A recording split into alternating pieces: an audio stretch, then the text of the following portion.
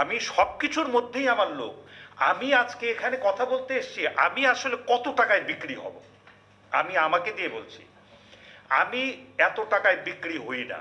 আমি খুব সৎ, শেখ জসিম খুব সৎ মানুষ, কিন্তু কত টাকা হলে আমি অসৎ হব, এবং এটাই হচ্ছে বাস্তবতা। কথাটা শুনতে অনেক কষ্ট লাগে। আমরা সংস্কৃতিকে যাপন করি না, সংস্কৃতিকে লালন করি না। সত্যিকার অর্থে আমি বলছি, আমি সংস্কৃতিকে বিক্রি করি। আমি হয়তো আমার পেটের জন্য বিক্রি করি বা অন্য কোনো কিছুর জন্য বিক্রি করি, হোয়াট এভার।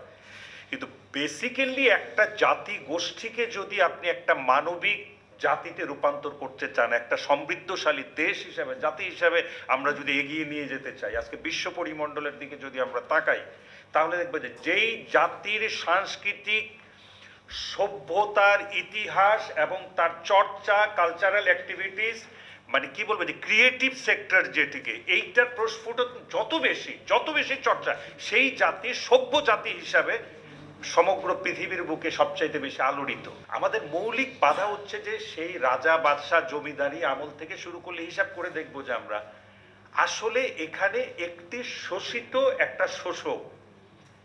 ওই যে বিভক্তি, ওই বিভক্তির জন্যে যিনি শোষক তিনি সর্বময় ক্ষমতার অধিকারী, এবং তিনি যা চাপিয়ে দিচ্ছেন আমরা ভয়ভীতভাবে সেই জিনিসটাকে লালন করছি।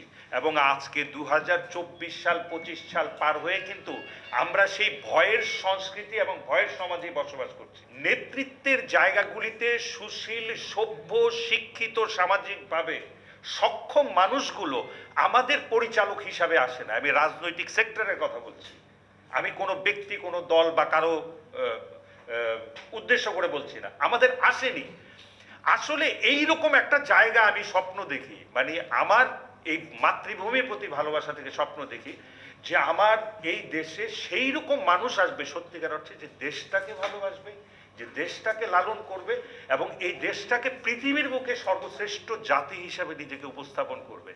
বাজেট তো অটোমেটিক হবে। একটা মানুষ যদি সত্যিকার অর্থে যদি তার ভিতরে কালচারাল অ্যাক্টিভিটিস, সে যদি সিভিলাইজ না হয়, সিভিলাইজ হইতে গেলেই তাকে, সভ্য মানুষ হতে গেলে তার কালচারাল অ্যাক্টিভিটিস দরকার, ক্রিয়েটিভ মানুষ দরকার। প্রত্যেকটা প্রতিষ্ঠানে, টেলিভিশন থেকে শুরু করে, শিল্পকলা থেকে শুরু করে সমস্ত সেক্টরে, প্রত্যেকটা সেক্টরের সত্যিকার অর্থের মেধাভিত্তিক যে মানুষগুলো আছে, যারা স্টেক হোল্ডার, তাদের প্রতিনিধিত্ব ছাড়া এই সেক্টরে বাজেট প্রণয়ন, বাজেট খরচ, অমুক খরচ, এগুলি দিয়ে কিচ্ছু হবে না।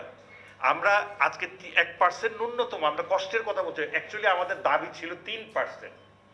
কারণ 3% বাজেট দেন, এবং আমাদের যে মেধাভিত্তিক মানুষগুলো আছে আপনারা নিরূপণ করেন, সবাই মিলে আমরা যারা মাঠ পর্যায়ের মানুষ আছে সংস্কৃতির সেক্টরে, সেই সব মানুষ ভোটের মাধ্যমে, কথার মাধ্যমে তাদেরকে উপস্থাপন করুক, নিয়ে আসুক, নিয়ে এসে তাদের ভিতর থেকে নেতৃত্ব ডেভেলপ করে সেই জিনিসগুলোকে একটা কমিটি ডেভেলপ করুক। আমরা আমাদের বাজেট কেন এই টাকা চাই, কি কারণে চাই, কোথায় আমাদের খরচ করতে হবে, কোথায় আমাদের দরকার, এবং এর পিছনের আমাদের রেজাল্ট কি,